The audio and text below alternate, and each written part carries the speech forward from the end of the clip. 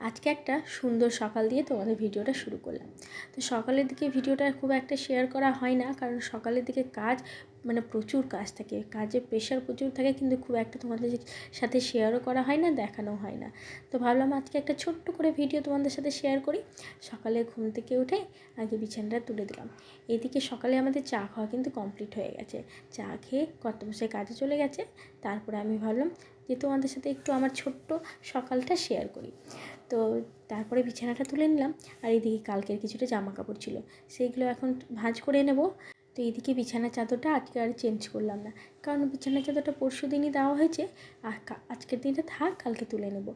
কয়েকদিন দোলের জন্য যা অবস্থা হলো, বাড়িঘর, একে তো বাড়িঘরের অবস্থা, তার মধ্যে জানো তো কাজ করতে একদমই ইচ্ছে করছে না। কারণ দোলের দিন কয়েকদিন ভিডিও করা হয়নি, ভিডিও শ্যুট করা হয়নি, ভিডিও দেওয়া হয়নি।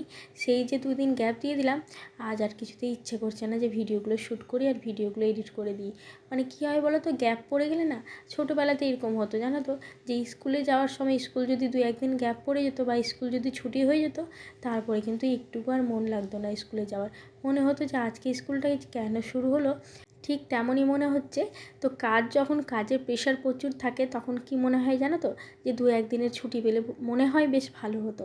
আর এই যে ছুটি পাচ্ছি, তখন মনে হয় যে কাজটাই মনে হয় বেশ ভালো ছিল।